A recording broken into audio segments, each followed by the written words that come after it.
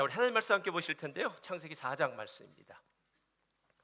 창세기 4장 1절과 2절, 25절, 26절 우리 다 같이 한 목소리로 봉독해 올리겠습니다. 시작.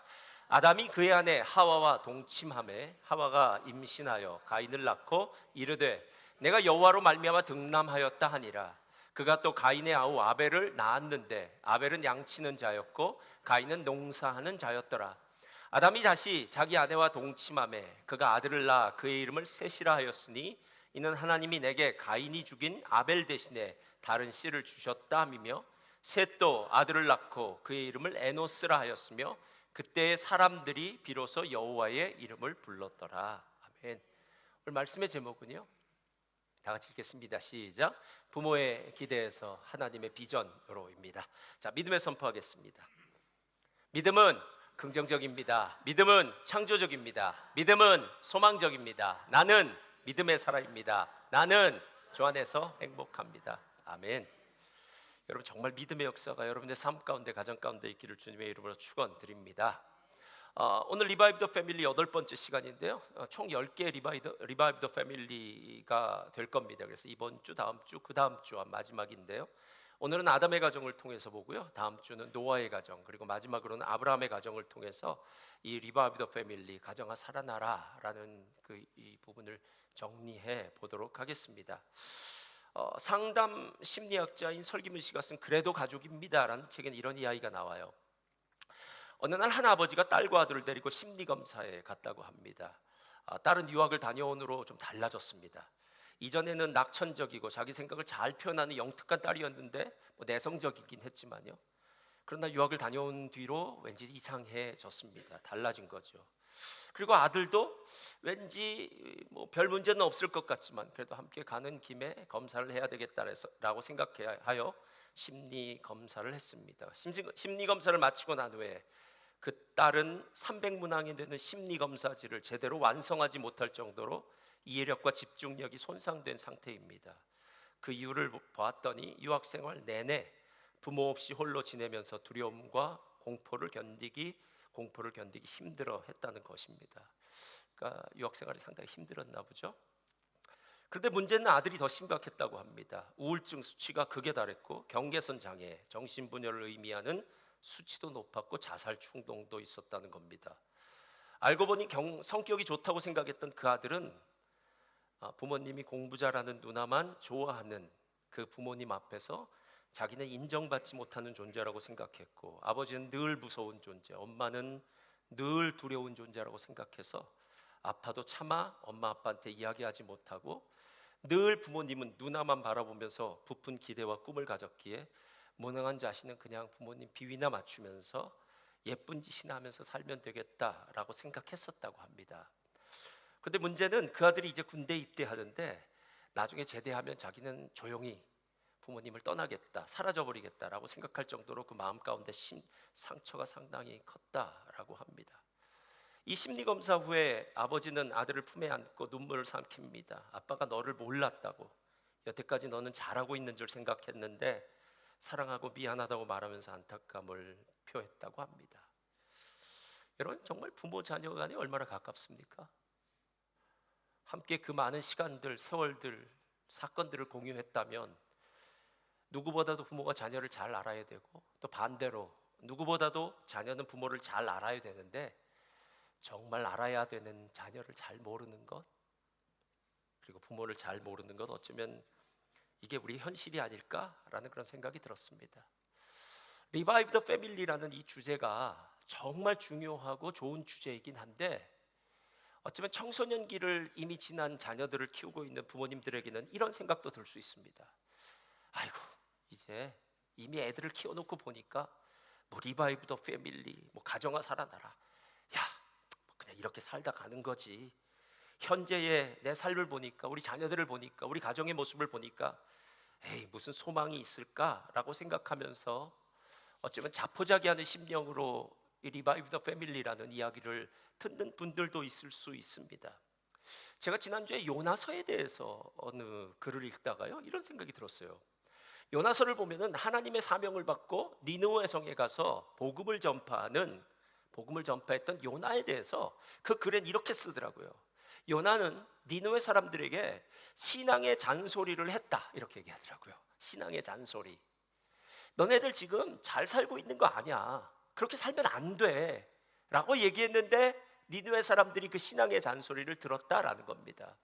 그런데 항상 하나님의 선지자들의 이 신앙의 잔소리를 사람들이 듣는 게 아니라 다른 선지자들의 경우에는 신앙의 잔소리를 듣지 않고 뭐 자기 멋대로 마음대로 가는 경우도 있었다라는 그런 글이 있더라고요. 그래서 제가 그 글을 보면서 제 역할에 대해서 좀 생각해 보았습니다. 제 역할이 무엇일까 생각하다가 목사의 역할은 사람들이 원하건 원치 않건 신앙의 잔소리를 해야 되겠구나. 설교도 신앙의 잔소리 아닐까요? 어떤 사람들은 듣기 싫어하는 사람들도 있겠죠. 어떤 사람들은 들으면서 하나님의 뜻을 깨닫고 마음 가운데 변화의 역사가 오는 사람들도 있겠죠. 그러나 여러분 그거 아십니까? 여러분이 원컨 원치 않건 저는 이 자리에서 하나님이 저에게 맡겨주신 사명을 감당하고 신앙의 잔소리를 할 수밖에 없고요. 이 신앙의 잔소리를 듣고 결단하는 것은 여러분의 몫입니다. 오늘 그 이야기예요. 그리고 난 다음에 오늘 그 아담의 가정, 오늘 가인과 셋의 이야기를 조금 볼 텐데 아벨은 보지 않으려고 합니다. 이 아담의 가정을 보면서 아담 패밀리의 이야기를 보면서요 조금은 다른 관점으로 좀 보기를 원합니다.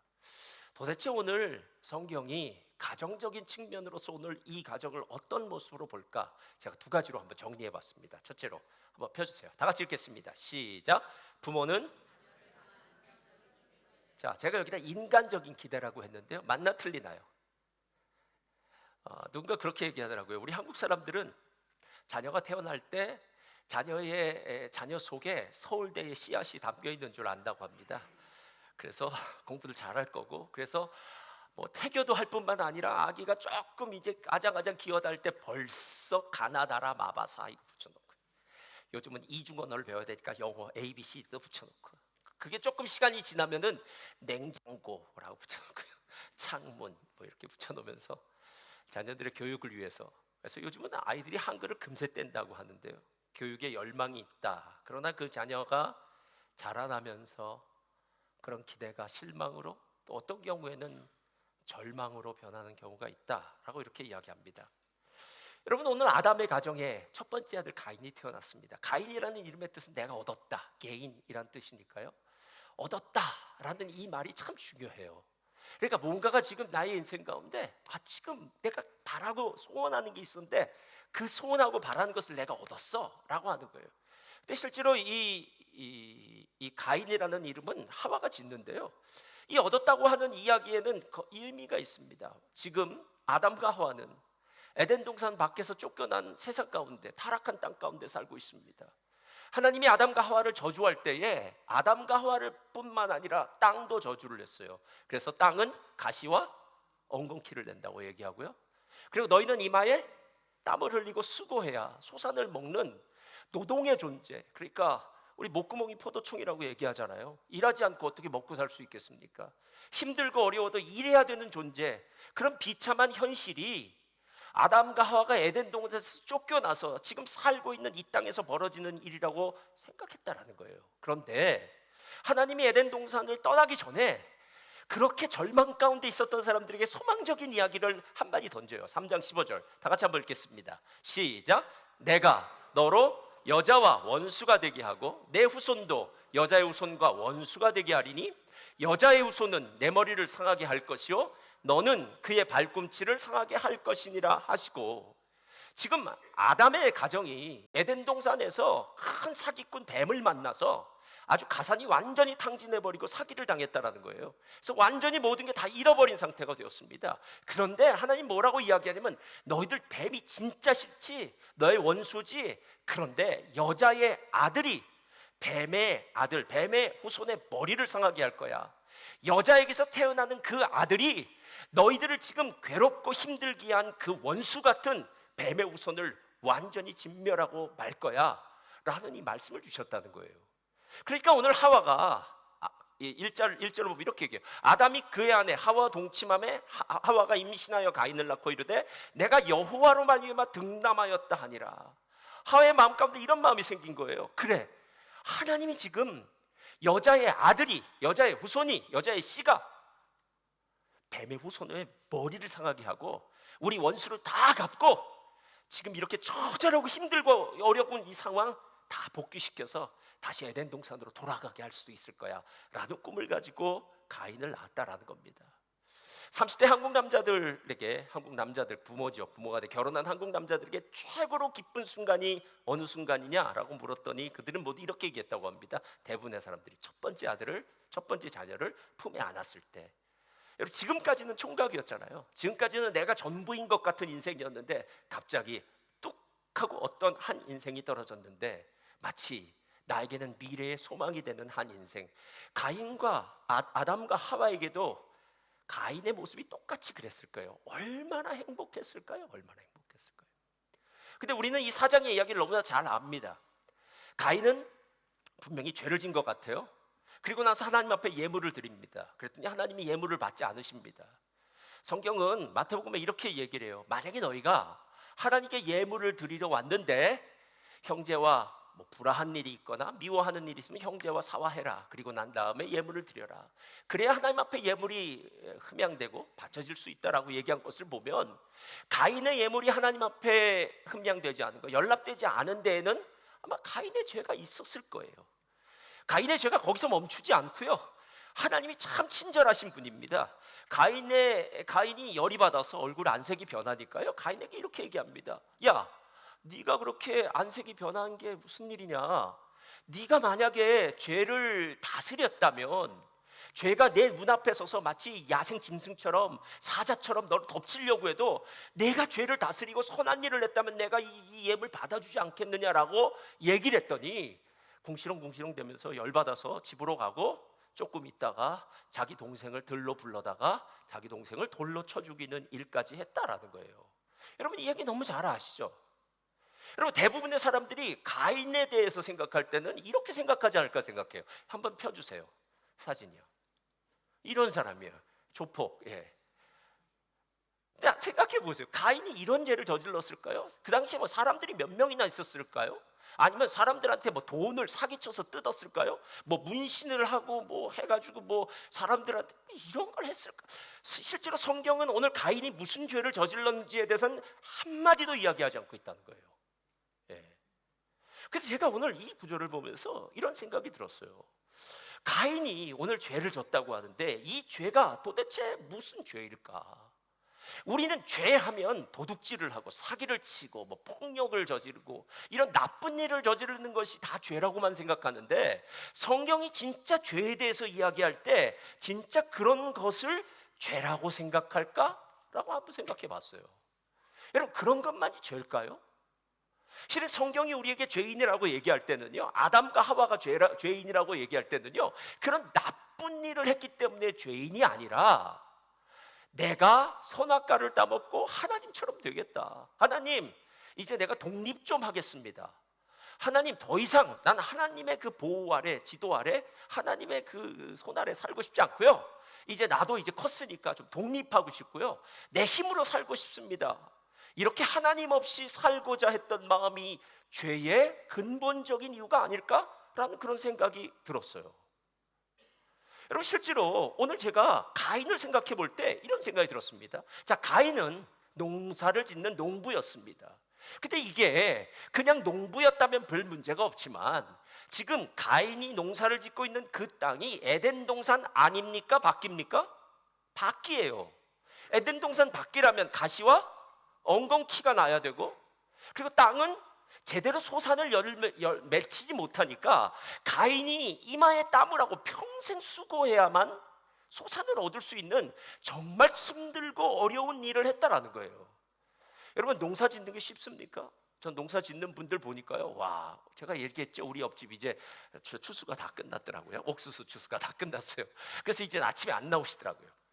그런데 예전에는 아침마다 나와서 물 주고, 거기 보니까 또 흙이 옆에 있고요, 비료도 있어요. 그러니까 매일 물 주고 매일 비료를 줬으니까 거기에 옥수수가 한 50개 열린 것 같아요. 옥수수가 열렸던 것처럼. 만약에 1년 농사, 밀 농사를 졌던지 보리 농사를 졌던지 농사를 졌다면 그 시간 동안 얼마나 많은 수고와 고통이 있었겠느냐라는 거예요. 예.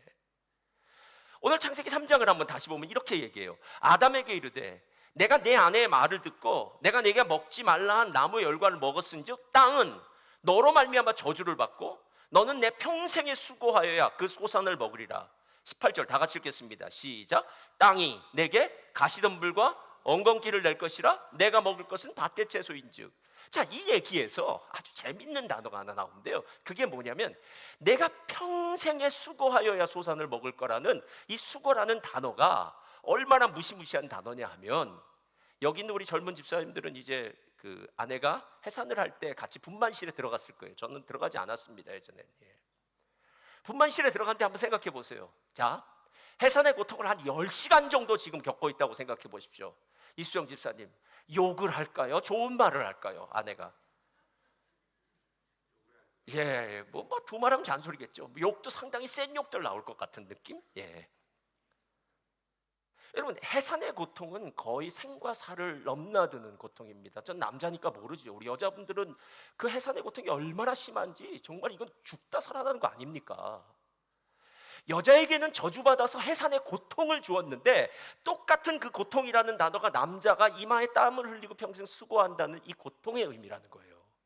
그러니까 남자나 여자나 다 고통스럽기는 마찬가지인데 오늘 가인이 어떻게 농사를 졌느냐 하면 이렇게 수고하여 농사를 졌다라는 거예요. 이렇게 수고하여. 여러분, 어떤 생각이 드십니까? 농사를 열심히 정말 수고하여 고통스럽게 일을 해서 수고하여 곡식을 얻었다, 이렇게 얘기해요. 가끔 우리 자녀들이 뭐 스튜던트 워킹 한다고 하나요? 워커라고 하나요? 아르바이트를 이제 중학생 때 할 때가 있습니다. 그때 맥도날드라든가 뭐 KFC라든가 이렇게 하면 최소한도의 돈을 받고요. 뭐 10불 정도나 받을까요? 얼마 정도 그 정도 받으면서 이제 1시간씩 일을 해서 워크 익스피리언스를 하잖아요.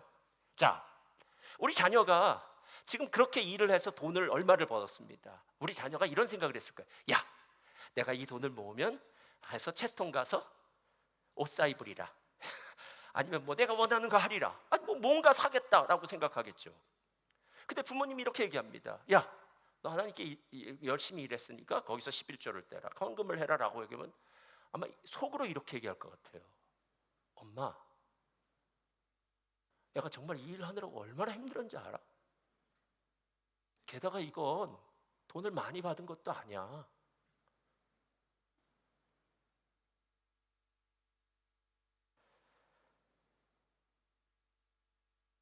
제가 오늘 생각해보다 이런 생각이 들었어요. 하나님에 대해서 생각할 때 우리 안에 한 가지가 빠진 게 있다면 그것은 무엇일까라는 거예요. 자, 가인은 열심히 농사를 해서 소산을 가지고 하나님께 예물을 드렸습니다. 근데 하나님 받으시질 않아요. 왜 안 받으셨을까요? 왜 안 받으셨을까요? 제가 헌금 기도를 할 때마다 빼먹지 않고 쓰는 구절들이 있습니다. 억지로나 인색함으로 하지 말라고요. 여러분, 헌금은 세금이 아닙니다. 세금은 절세 미덕은 아니겠지만 절세의 기술이라고 하겠죠. 어찌하든지 간에 세금을 덜 내는 것이 좋은 일이라고 생각하는 경우가 있어요. 그러면 헌금도 어찌하든지 덜 내는 것이 미덕일까요, 여러분? 여러분, 하나님 앞에 억지로나 인색함으로 내지 말라고, 그 다음에 붙이는 단어는요, 자원하는 마음으로, 감사하는 마음으로 드리라 그랬어요. 왜냐? 일을 주시는 것도 감사하고, 건강을 주시는 것도 감사하고, 재능을 주시는 것도 감사하고. 얘가 예전에, 지금은 연세대학교에 있지만 김현철 교수가 했던 말처럼 내가 받는 연봉의 50%는 내가 태어난 나라 때문에 그만큼을 받는 것이고, 연봉의 30%는 내 부모님 때문에, 부모님이 누구인지에 의해서 받는 것이지 나 한 사람이 잘나서 받는 연봉 아니다라는 거예요, 여러분. 그러니까 내가 지금 얻은 돈이 내 수고, 내 노력, 내 피땀 흘려가지고 벌은 돈이 아니라 하나님의 은혜로 번 돈인데, 우리의 마음 가운데는 하나님의 은혜는 어디론가 사라져버리고, 내가 열심히 일했다, 내가 수고했다, 내가 얼마나 뭐 열심히 했는지 알아? 여러분, 이런 마음 가운데 감사의 마음이 있을까요? 없을 거라고 생각해요. 요즘 제가 예전엔 전도서가 모든 문제가 있으면 전도서에 가면 다 해답을 찾을 수 있다고 하는데, 신약의 전도서가 로마서입니다. 로마서 1장에 가면 해답을 찾을 수 있어요. 1장 20절 21절 우리 한번 다 같이 읽겠습니다. 시작. 창세로부터 그의 보이지 아니한 것들 곧 그의 영원하신 능력과 신성이 그가 만드신 만물에 분명히 보여 알려졌나니, 그러므로 자, 잘 보세요. 그들이 핑계하지 못한답니다. 그 다음 절이 중요해요. 그 다음 절 다 같이 읽겠습니다. 시작. 하나님을 알되 하나님을 영화롭게도 아니하며 감사하지도 아니하고 오히려 그 생각이 허망하여지며 미련한 마음에 어두워졌나니. 뭘 안 한다는 거예요? 하나님께 감사를 안 한다는 거예요. 감사가 빠졌어요. 헌금이라는 돈은 드렸을지 모르지만 이 돈이 들어가야 될 엔벨롭, 봉투가 필요하죠. 감사라는 봉투 안에 헌금이 들어가야 되는데 감사는 쏙 빠지고 헌금은 하나님 앞에 내는 헌금이 되었다라는 거예요. 여러분, 이게 진짜 무서운 일 아닙니까? 예? 오늘 가인이 뭐 여러 가지 잘못된 죄도 있고 여러 가지 뭐 저도 다른 방향으로 다 얘기할 수 있는데, 가인의 이 모습에서 가장 제가 부족한 것이 있었다면 그것은 무엇이냐면 감사가 빠진 것 같아요. 감사가요. 하나님이 감사 없이 드리는 그 예물을 잘했다 기뻐하며 드리는 것 아니지 않겠느냐라는 거예요. 전주에 어느 목사님 설교를 듣다가요, 고린도서 13장을 이렇게 얘기하더라고요. 그런즉 믿음과 소망과 사랑 중에 그 중에 제일은 사랑이라. 아시나요 모르나요? 아시죠? 사랑이 최고랍니다, 여러분. 예. 하나님은 사랑이시라. 사랑이 최고래요. 그런데 그 이야기와 함께 이렇게 얘기를 하는 거예요. 사랑은 오래 참고 사랑은 온유하며. 고린도서 13장에 가면 사랑에 대해서 쭉 나오는데 거기에 아주 두 가지 중요한 단어가 나오는데요. 그게 뭐냐면 사랑은 교만하지 아니하며, 두 번째는 사랑은 자랑하지 아니하며. 교만과 자랑이 나오는 거예요. 그러면서 이렇게 정의를 내리는 거예요. 교만과 자랑이 제일 큰 문제인데, 먼저 자랑은 나를 높이는 거예요.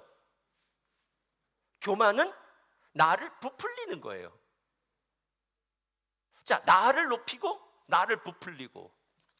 그럼 마태복음에 보면은 예수님이 뭐라고 이야기하십니까? 수고하고 무거운 짐진 자들아 다 내게로 오라. 내가 너희를 쉬게 하리라. 나는 마음이 온유하고 겸손하니. 온유는 약함이에요. 약함이요. 부드러움이에요. 겸손은 낮아짐이에요. 그러니까 온유하고 겸손하다는 건 이건 내 힘으로 안 됩니다. 안 됩니다. 우리가 열심히 주의 사역을 감당하고 난 다음에 내가 얼마나 열심히 일했는지 알아? 네? 내가 정말 어려운 부서에서 어려운 일을, 남들은 오지도 않는데 내가 열심히 일했고 뭐 최선을 다했고 내가 얼마나 힘들었는지 알아? 이게 아니라 주님의 은혜로 일들 감당할 수 있었어요. 하나님의 은혜 없이는 안 됩니다. 이렇게 얘기해야 되는 건 아니겠냐는 거예요. 제가 만약에 성경은 오늘 나와 있지는 않지만 가인의 모습 속에서 하나님이 가인의 예물을 받지 않을 때 하나님이 친절하게, 야 가인아, 네가 선을 행했다면 내가 네 예물 안 받아주겠니? 죄가 너를 막 지배하려고 으르렁거리고 있는데 너는 죄를 다스려라. 죄가 너의 집 문 앞에 엎드려 있어 라고 얘기할 때 그 말을 잘 들었다면 이 생각이 들었어야 돼요. 내가 하나님께 예물 드릴 때 이런 착각을 했구나. 하나님 앞에 진짜 감사하는 마음이 예물과 함께 갔어야 되지. 하나님이 1년 동안 그래도 이 힘들고 어려운 상황 속에서 농사 지을 수 있었음에 감사합니다. 하나님이 건강 주셔서 제가 일할 수 있었음에 감사합니다. 여러 가지 어려운 사건들은 있었지만 그래도 이렇게 곡식으로 하나님 앞에 예물 드릴 수 있으니 감사합니다. 감사로 제사 드리는 자가 나를 영화롭게 하나니. 여러분, 우리가 성경에 이야기하고 있는 이 모든 게 가인의 삶에 비유하면은요 다 맞아떨어지더라는 거예요. 그러니까 예물은 드렸는데 감사가 빠진 예물, 하나님을 알지만 하나님을 영화롭게도 아니하고 감사하지도 아니하고 오히려 그 마음이 허망하여지고 어두워져서 하나님과는 상관없는 그 돈을 드리는 그 생각, 그 마음이 오늘 하나님 앞에 정말 받아지는 마음이 될 수 있었겠느냐라는 거예요. 제가 예전에 알던 분은 한국에서 정말 어려운 삶을 사셨어요. 제가 살다 이런 분 처음 봤어요. 화전민이셨대요. 화전민. 여러분, 화전민 아십니까? 화전민은 자기 땅이 없으니까 강원도라든가 이런 산에 가서 불내가지고 거기 땅을 일구어서 살다가 나중에 서울 근교에 있는 판자촌에 들어와서 사셨던 분이에요. 이분이 이민으로 왔어요. 여러분, 얼마나 열심히 살았을까요? 이분 진짜 자수성가했어요. 제가 제일 싫어하는 말 중에 하나가 자수성가인데, 자수성가, 자기 스스로 집을 이루니까 얼마나 노력했겠습니까? 이분 만나서 이야기해보면 정말 어려웠던 시절의 이야기를 얼마나 많이 하는지 몰라요. 내가 얼마나 노력하고 얼마나 아끼고 얼마나 안 쓰고 남들보다 뭐 이런저런 일을 했다라는 이야기가 정말 많아요. 근데 문제가 무엇이냐면요, 이렇게 자수성가한 사람들의 마음 가운데 어느 사이인가 나도 모르게 한 가지가 딱 빠지더라는 거예요. 감사. 감사. 뭐가 감사합니까? 하나님이 만약에 나에게 좋은 가정을 주셨다면 나는 그렇게 열악한 환경 속에서 자라지 않았을 것이고, 하나님 만약에 나에게 좋은 어떤 인맥이나 이런 걸 주셨다면, 부모를 주셨다면, 내가 그런 일 하지 않고도 지금 돈 잘 벌 수 있는 자리에 갈 텐데, 하나님은 우리 집안을 그렇게 지지리도 가난하게 하시고 고통받게 하셔서 내가 얼마나 그 어려운 일들을 다 이겨내면서 일한 줄 알아? 라고 얘기하니까 거기에는 감사가 빠질 수밖에 없더라라는 거예요. 여러분, 저 오늘 첫 번째 소주제가 뭔지 기억하시나요? 부모는 자녀를 향한 인간적인 기대가 있었어요. 여러분, 아담이 오늘 가인을 향해서 인간적인 기대가 있었을 겁니다. 그런데 잘 생각해 보면 그 인간적인 기대가 죄인인 아버지가 죄인인 아들에게 갖던 인간적인 기대였을 거라는 생각이 들어요.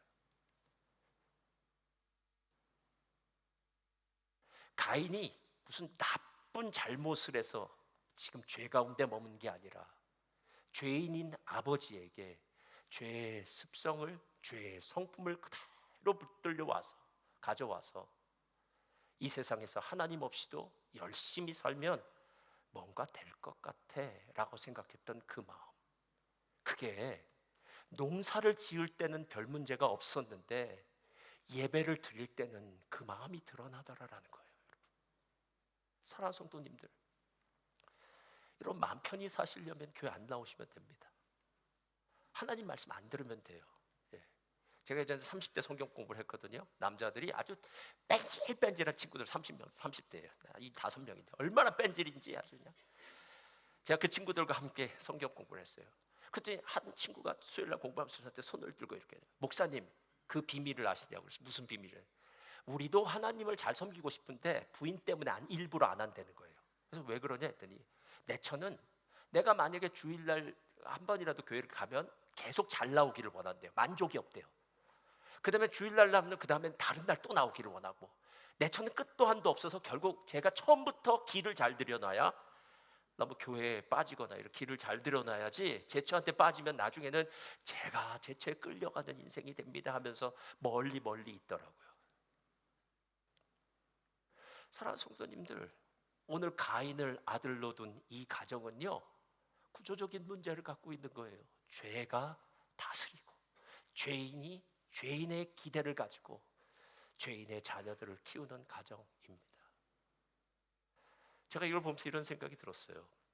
우리는 가인이 아벨을 죽였다는 사건을 아주 크게 봅니다. 그런데 성경은 마태복음 이렇게 얘기해요. 형제를 미워하던 자는 곧 살인하는 자라고 얘기해요. 처음부터 태어날 때부터 살인자가 어디 있겠습니까? 그 살인자도 처음에는 괜찮은 사람이었을 겁니다. 근데 환경이라든가 상황이라든가 여러 가지 정황이 맞지 않아서 악한 선택을 시작했을 것이고 악한 길로 갔을 것입니다. 화가 나니까, 분이 나니까 막 속에서 열불이 난데 어떡합니까? 한국엔 주폭이 있다 그러더라고요. 술이 왼수입니다. 술이요. 지금 화가 나 있는데 술을 몇 잔 마시고 나니까 술 기운에, 술의 힘을 빌려가지고 가서 사람을 패든지 사고를 내든지 엉뚱한 일을 저지르고 난 다음에 나중에는 술 때문에 그랬습니다, 그땐 제정신이 아니었습니다 라고 얘기하는 게 바로 오늘 가인이 저지르는 똑같은 죄라는 거예요. 제정신이 없는 상태에서 그냥 화가 나니까 그 아벨을 불러다가, 아벨이 무슨 말을 했는지 모르지만 열이 받으니까 돌로 쳐서 죽이는 자리까지 가는 것, 그것은 결국 그의 마음 가운데 있었던 그 죄의 씨앗이 결국 살인까지 가게 되더라라는 겁니다. 사랑하는 성도님들, 우리 인간적인 기대를 하는 것이 정말 우리의 기대대로 다 되어지나요? 자녀를 키우면서 우리가 제일 많이 경험한 것은 무엇이냐면 자녀를 내려놓는 일부터 시작합니다. 왜냐하면 마음대로 안 돼요. 골프가 재밌는 이유도 마음대로 안 되기 때문 아닙니까? 자녀가 내 마음대로 안 돼요, 여러분. 그래서 도저히 이걸 어찌할 수가 없어서 나중엔 울어도 안 되고 힘으로도 안 되고 능으로도 안 되고 결국 그래서 다 포기해버린다고 얘기합니다. 제가 예전에 유학 시절에 저희 집에서 한 2명이 머물고 있었어요. 그 엄마가 저한테 했던 얘기가 아직도 기억나요. 이렇게 얘기하고 아들을 맡겼어요. 얘가 그냥 한국에서 사고만 안 쳤으면 좋겠다는 거예요. 그러니까 부모의 눈에서 멀리 있어서 사고 안 치는 모습만 보면 좋겠다라고 해서 맡겨놨어요. 제가 그 친구 때문에, 그 아이 때문에 경찰서도 갔었습니다. 경찰서에서 하루 왼종일 조사를 받았어요. 예. 그 친구 때문이 아니라 다른 것에 연루돼서 하는데, 와, 청소년들의 문제가 뭐 자기의 문제뿐만 아니라 옆에 있는 애들의 문제까지 다 걸려들겠구나 라는 생각이 들면서 경찰서에서 하루 온종일 있었던 적도 있더라는 거예요. 마음대로 안 됩니다, 여러분. 마음대로 안 됩니다. 그래서 오늘 인간의 기대는 실망으로 끝나거나, 아니면 최악의 경우 오늘 가인처럼 절망으로 끝나게 된다라는 거예요. 그러나 성경은 오늘 절망이 끝이 아닙니다. 두 번째 펴주세요. 다 같이 읽겠습니다. 시작. 부모는, 자, 이 단어를 꼭 기억하세요. 인간의 기대, 부모의 기대입니다. 인간적인 기대겠죠. 이 인간적인 기대의 반대말은 하나님의 비전, 하나님의 꿈입니다. 가인의 이야기가 기대에서 실망, 아니 절망으로 끝나는 것을 오늘 하나님은 그대로 내버려 두시지 않는 것 같아요. 그 인간의 기대가 왜 실망과 절망으로 끝나는가 하면, 그 부모가 자녀에 대한 청지기 의식이 아니라 자녀에 대한 소유 의식이 발동했기 때문이다 라고 이렇게 얘기해요.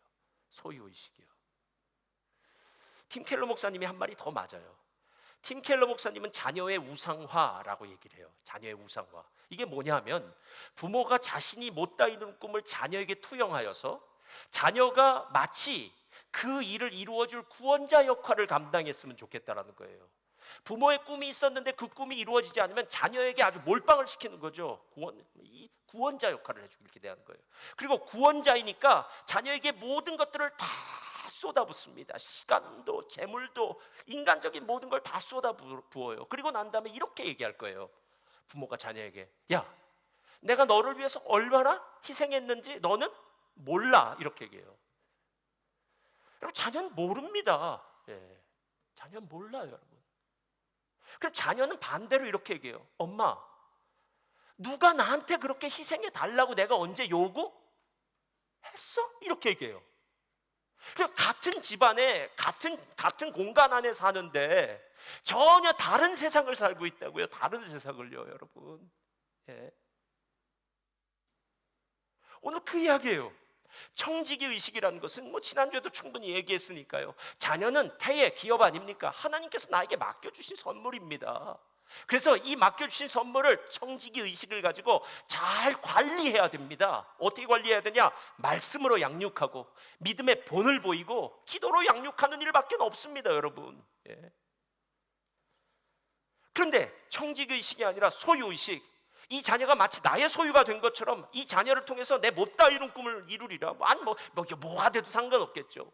자녀를 통해서 한몫 보리라. 아까 우상숭배라고 얘기했는데요. 우상숭배와 기독교의 차이는, 우상숭배는 자기가 원하는 것을 찾는 종교가 우상숭배고요.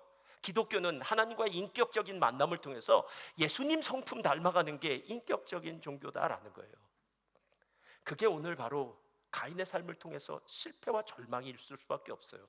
그래서 오늘 25절에 하나님이 이렇게 말씀하십니다. 아담이 다시 자기 아내와 동침하며 그가 아들을 낳아 그의 이름을 셋이라 하였으니 이는 하나님이 내게 가인이 죽인 아벨 대신에 다른 씨를 주셨다 함이며. 자, 좀 전에 가인이 태어났을 때 그 이름을 내가 하나님으로부터 얻었다라고 얘기해요. 근데 이번엔 좀 달라요. 하나님이 정하신, 세우신, 하나님이 아벨을 대신해서 죽였다라고 이야기하는 거예요. 가인이 인간의 수고와 노력과 열심을 상징한다면 이 셋이라는 이름 속에는 하나님의 은혜가 있다라는 거예요. 네가 아무리 자녀를 향해서 기대하고 아무리 모든 것을 투자하고 아무리 열심히 수고하고 일해도 인간적인 기대의 종착역에는 실망과 절망밖에는 없어. 우리의 인생에, 우리의 가정에 필요한 것은 하나님의 은혜다라는 겁니다.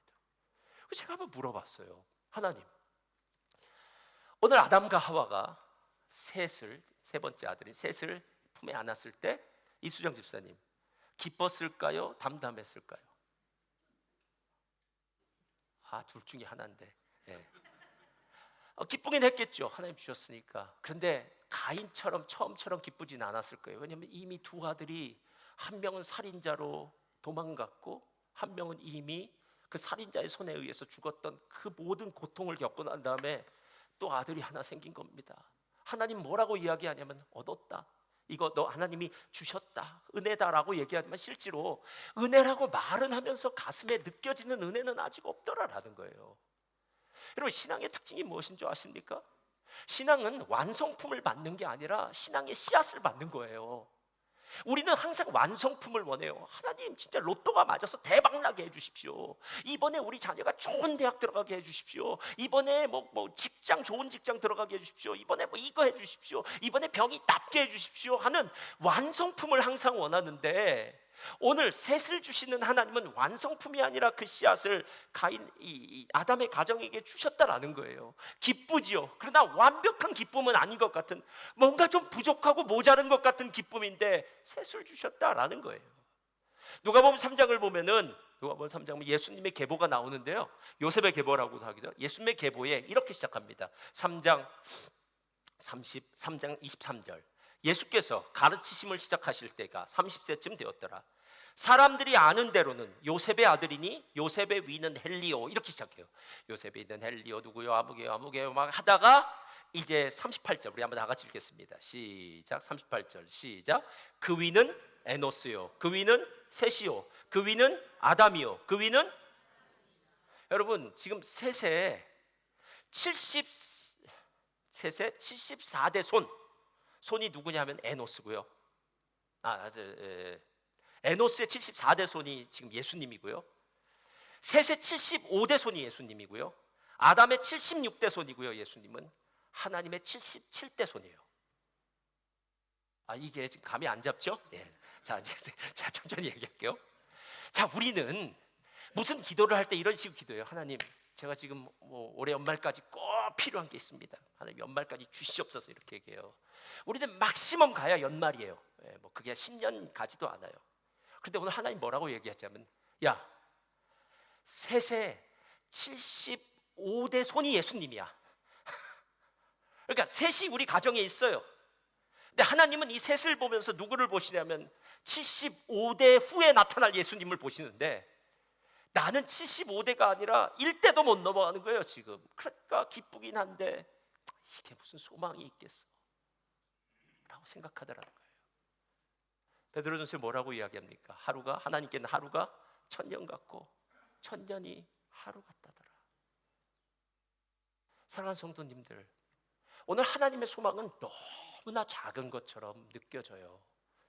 그래서 하나님의 소망을 이야기할 때 우리는 되게 무시하고 넘어가고 싶어요. 꼭 이럴 수 있죠. 집사님, 기도합시다. 이번에 호렙산 기도에 참석합시다. 하나님 붙듭시다라고 얘기하면, 목사님 작년에도 참석하고 그때 참석하고 그래도 계속 참석했는데도 아무 일도 안 벌어지더라고요. 목사님은 우리 가정의 사정을 모르고 우리 자녀의 사정을 몰라서 그러는 것 같은데 우리 애 정말 힘들어요 라고 얘기를 해요. 정말 그렇습니까 여러분? 오늘 셋을 가슴에 품고 있는 아담의 마음에도 똑같았을 거라고요. 야, 무슨 소망이 있어? 무슨 소망이 있어? 내 아들 중에 하나는 살인자고 내 아들 하나는 그 살인자의 손에 죽임을 당했어.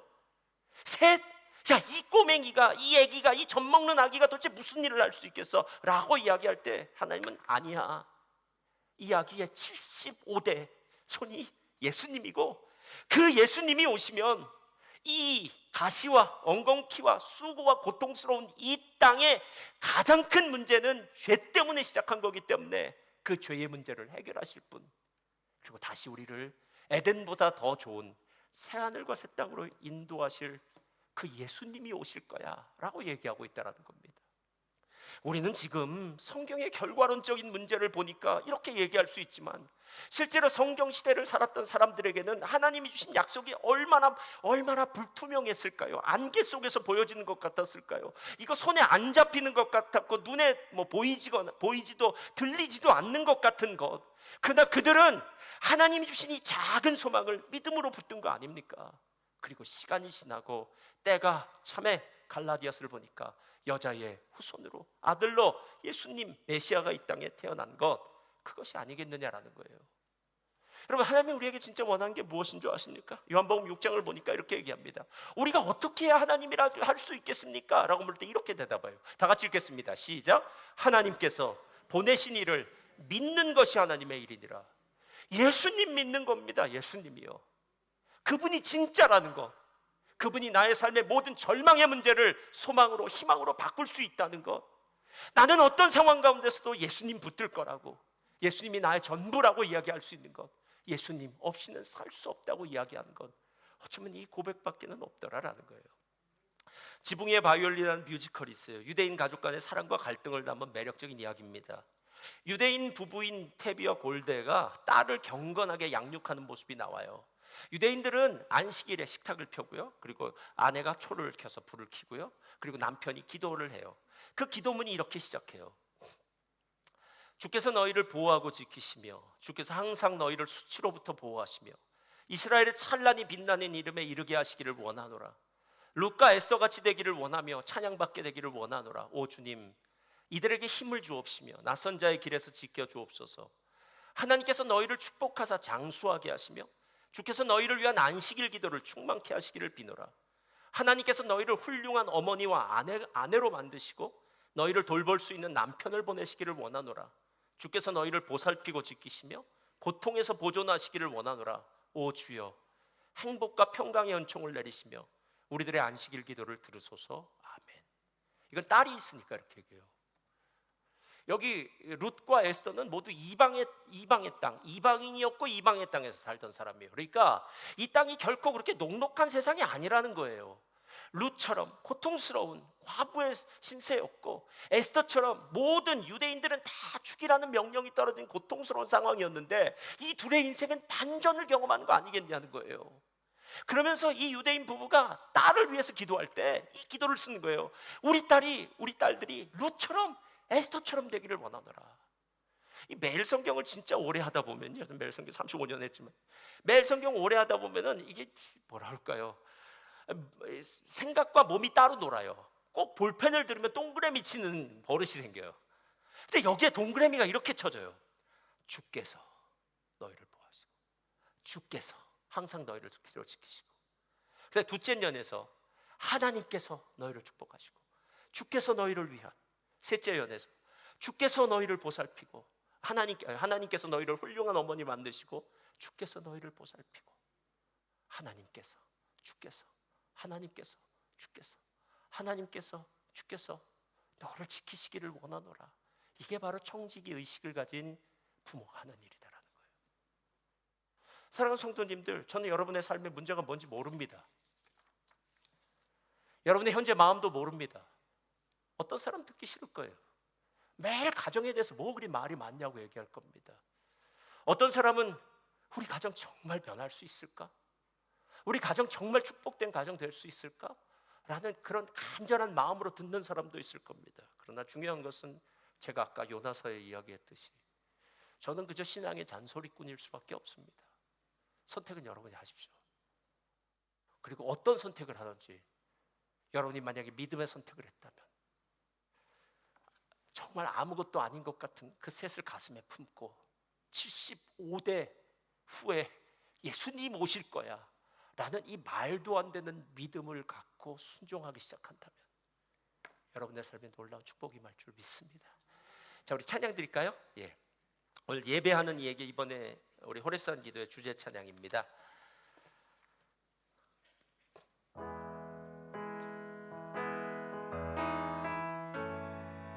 주님만이 나를 아시네.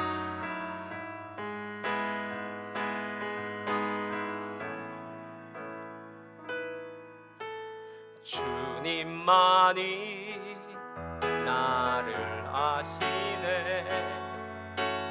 내 모든 삶 주가 만지시네. 주님 앞에 예배하는 이에게 그 은혜를 부어주시리. 주님만이 온 땅의 소망, 주님만이 온 땅의 소망, 내 삶 속에 유일한 자랑이라. 주님 앞에 기도하는 이에게 큰 은혜를